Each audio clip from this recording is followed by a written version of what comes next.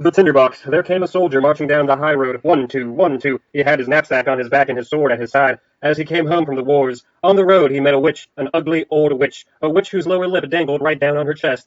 "Good evening, soldier," she said. "What a fine sword you've got there, and what a big knapsack. Aren't you ever inch a soldier, and now you shall have money as much as you please." "That's very kind, you old witch," said the soldier. "See that big tree?" The witch pointed to one nearby them. "It's hollow to the roots. Climb to the top of the trunk, and you'll find a hole through which you can let yourself down deep under the tree. I'll tie a rope around your middle so that when you call me, I can pull you up again." "What would I do deep down under that tree?" the soldier wanted to know. "Fetch money," the witch said. "Listen, when you touch the bottom, you'll find yourself in a great hall. It is very bright there because more than 100 lamps are burning. By their light you will see 3 doors. Each door has a key in it, so you can open them all. If you walk into the first room, you'll see a large chest in the middle of the floor. On it sits a dog, and his eyes are as big as saucers. But don't worry about that. I'll give you my blue check apron to spread out on the floor. Snatch up the dog and set him on my apron. Then you can open the chest and take out as many pieces of money as you please. They are all copper. But if silver suits you better, then go into the next room. There sits a dog, and his eyes are as big as mill wheels. But don't you dare about that. Set the dog on my apron while you line your pockets with silver. Maybe you'd rather have gold. You can, you know. You can have all the gold you can carry if you go into the third room. The only hitch is that there is a money chest that sits on a dog, and each on his eyes as big as round tower of Copenhagen. That's the sort of dog he is. But never you mind how fierce he looks. Just set him on my apron, and he'll do you no harm as you help yourself from the chest to all the gold you want." "That suits me," said the soldier. "But what do you get out of all this, you old witch? I suppose that you want your share."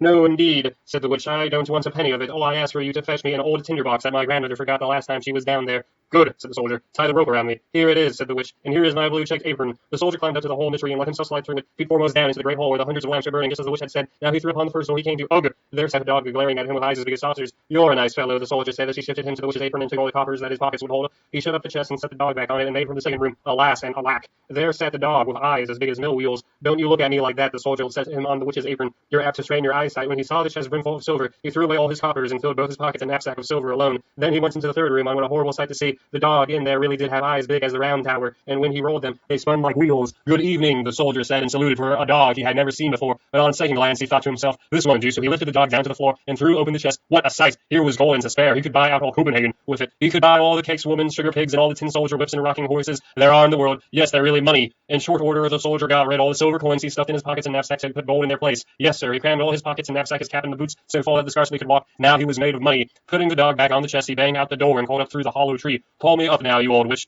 "Have you got the tinder box?" asked the witch. "Confound the tinder box," the soldier shouted. "I clean forget it." When he fetched it, the witch hauled him up. There he stood on the high road again with his pockets, boots, knapsack, and cap full of gold. "What do you want with the tinder box?" he asked the old witch. "None of your business," she told him. "You've had your money, so hand over my tinder box." "Nonsense," said the witch. "I'll take out my sword, and I'll cut your head off if you don't tell me at once what you want with it." "I won't," the witch screamed at him. So cut her head off. There she lay, but he tied all his money in her apron, slung it over his shoulder, stuck the tinder box in his pocket, and struck out for town. It was a splendid town. He took the best rooms at the best inn and ordered all the good things he liked to eat, for he was a rich man now because he had so much money. The servant who cleaned his boots may have thought them remarkably well worn for a man of such means, but that was before he went shopping. Next morning he bought boots worthy of him, the best clothes. Now that he had turned out to be such a fashionable gentleman, people told him all about the splendors of their town, all about their king, and what a pretty princess he had for a daughter. "Where can I see her?" the soldier inquired. "You can't see her at all," everyone said. "She lives in a great copper castle inside all sorts of walls and towers. Only the king can come in or go out of it, for it's been foretold that the princess will marry a common soldier. The king would much rather she didn't." "I'd like to see her just the same," the soldier thought, but there was no way to manage it. Now he lived a merry life. He went to the theater, drove about in the king's garden, and gave away money to poor people. This was to his credit, for he remembered from the old days what it feels like to go without a penny in your pocket. Now that he was wealthy and well dressed, he had all too many who called him their friend and a genuine gentleman. That pleased him. But he spent money every day without making any, and went up with only 2 coppers to his name. He had quit his fine quarters to live in a garret, clean his own boots, and mend them himself with a darning needle. None of his friends came to see him because there were too many stairs to climb. One evening, when he sat in the dark without even enough money to buy a candle, he suddenly remembered there was a candle end in the tinder box and had picked it up if the witch sent him down the hollow tree. He got out the tinder box, and the moment he struck sparks at the front of it, his door burst open, and there stood a dog from down under the tree. It was the one with eyes as big as saucers. "What, the dog? Is my lord's command?" "What this?" said the soldier. "Have I got the sort of tinder box that will get me whatever I want? Get me some money," he ordered the dog. Zip, the dog was gone. Zip, he was back again with a bag full of copper in his mouth. Now the soldier knew a remarkable tinder box he had. Strike it once, and there was the dog from the chest of copper coins. Strike it twice, there came the dog who had the silver. 3 times brought the dog who guarded gold. Back went the soldier to the comfortable quarters, out strode the soldier of fashionable clothes. Immediately his friends knew him again, because they liked him so much.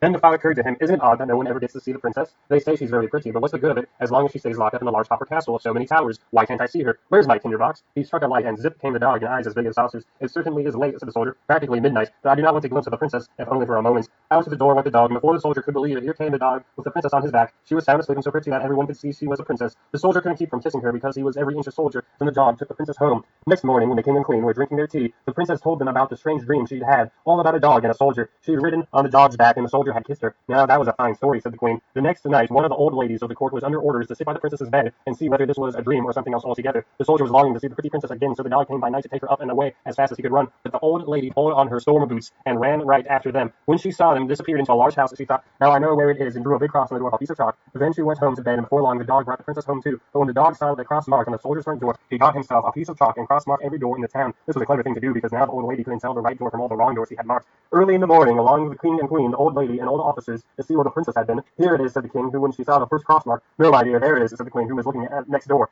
Here's one, there's one, yonder's another one, and they all, wherever they looked, they saw chalk marks, so they gave up searching. The queen, though as an uncommonly clever woman, who would do more than ride in a coach, she took her big gold scissors, cut out a piece of silk, and made a neat little bag. She filled it with fine buckwheat flour and tied it onto the princess's back. Then she pricked a little hole in it so that the flour would sift out along the way wherever the princess might go. Again the dog came in the night, took the princess on his back, and ran with her to the soldier, who loved her so much that he would have been glad to be a prince just so that he could make her his wife. The dog didn't notice how the flour made a trail from the castle right up to the soldier's window, where he ran up the wall with the princess. So in the morning it was all too plain to the king and queen just when their daughter had been. They took the soldier and put them in prison. There he sat. It was dark and it was dismal, and they told him, tomorrow is the day for you to hang. That didn't cheer him up any. And as for the tinder box, he left it behind at the inn. In the morning he could see through the narrow little window how the people all hurried out of town to see him hang. He heard the drums beat and saw the soldiers march. In the crowd of running people he saw a shoemaker's boy in a leather apron and slippers. The boy galloped so fast that off flew one sliver, which hit the wall right where the soldier pressed his face to the iron bars. Hey there, you shoemaker's boy, there's no hurry, the soldier shouted. Nothing can happen till I get there, but if you run to where I live and bring me to my tinder box, I'll give you 4 coppers. Put your best foot foremost. The shoemaker's boy could use 4 coppers, so he rushed the tinder box to the soldier, and well, now we shall hear what happened. Outside the town, a high gallows had been built. Around it stood soldiers, and many 100,000 people. The king and queen sat on a splendid throne, opposite the judge and the whole council. The soldier already stood upon the ladder, but just as they were about to put the rope around his neck, he had said the custom was to grant the poor criminal one last small favor. He wanted to smoke a pipe of tobacco, the last he'd been smoking in this world. The king couldn't refuse him, so the soldier struck fire from the tinder box once, twice, third time, zip, and there stood all the dogs, one with eyes as big as saucers, one with eyes as big as mill wheels, and one with eyes as big as the round tower of Copenhagen.